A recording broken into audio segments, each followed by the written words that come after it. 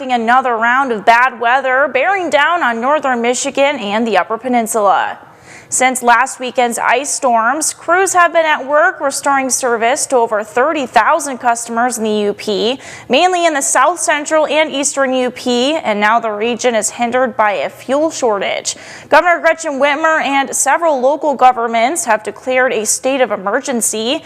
Hours ago, we spoke with emergency managers in Chippewa and Mackinac counties who said power outages are down to about 15% of customers, but what can help keep that number going down is leaving gas in the pump for emergency responders.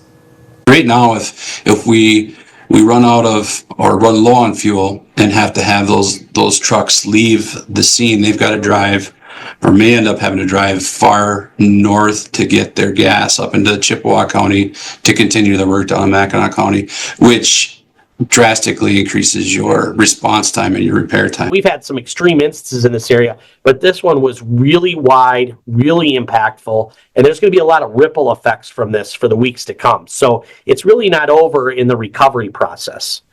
So we got a lot to do here, but I'm pretty sure we're going to bind together and we'll get back there. We just need your continued patience, please. We are working through this with you and for you. Please stay safe. We're still urging people to, sort of hunker in. We will have further insights from them on our website, myupnow.com. Meanwhile, the fuel shortage has been caused in part by what road workers are calling an unprecedented ice event on the Mackinac Bridge. For insight on why it's so severe, we have MyUP's Skylar Perkins for the story.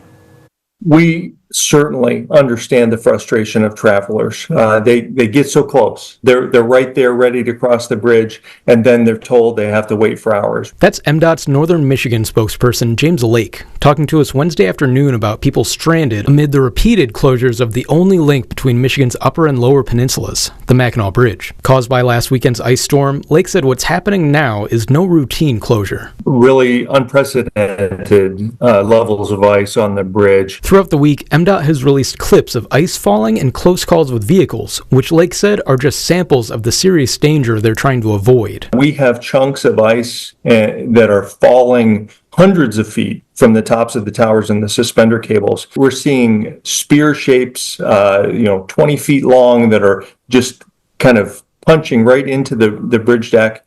And then in some cases, already this year, we've seen sheets of ice peel off the towers that are as big as a garage door. Wednesday morning, Michigan State Police said they expect the bridge to be closed through Thursday morning. And in the afternoon, we asked Lake what MDOT was expecting. What we try to convey is that it's impossible for us to predict. We do have a history with this, so we understand that when winds pick up, that can knock some of the ice loose. When temperatures rise, that can do the same.